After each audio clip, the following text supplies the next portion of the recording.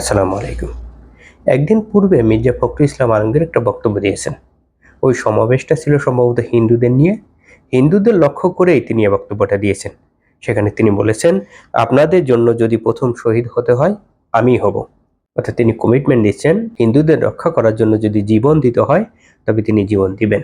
অত্যন্ত চমৎকার কথা, অত্যন্ত চমৎকার কমিটমেন্ট।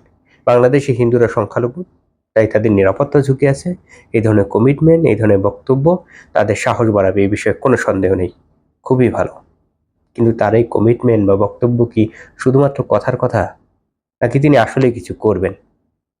গতকাল টিআইবি রিপোর্ট দিছে, সেখানে বলেছে শেখ হাসিনা পলায়নের পর থেকে গত 17 মাসে রাজনৈতিক সহিংসতার ঘটনা ঘটেছে 600টি। এর মধ্যে 550টিতে বিএনপি জড়িত সরাসরি। এই সব ঘটনায় 158 জন নিহত হয়েছে। আমি বলবো খুন হয়েছে। 158 জনকে খুন করা হয়েছে এবং এদের অধিকাংশই খুন হয়েছে বিএনপির সহিংসতার কারণে, এবং এদের অধিকাংশই বিএনপির লোক। বিএনপির লোকেরা বিএনপির লোকদের খুন করেছে। একের পর এক এভাবে খুন হয়েছে, হতে হতে সেগুলো সেঞ্চুরি করেছে, আরো বেশি হয়েছে। তার দলের লোকে খুন হচ্ছে, কিন্তু মির্জা ফখরুল ইসলাম আলমগীর কিছুই করেননি।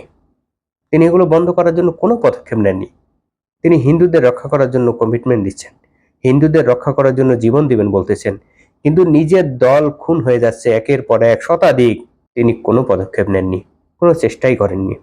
এমনকি এই খুন হওয়ার পরে এদের পরিবার যাতে বিচার পায়, তার কোনো ধরনের সহযোগিতা ব্যবস্থা তিনি করেননি।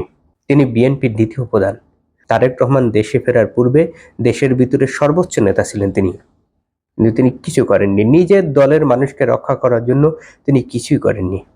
তিনি হিন্দুদের রক্ষা করার জন্য করবেন? এদিকে আসলে কমিটমেন্ট নাকি কথার কথা?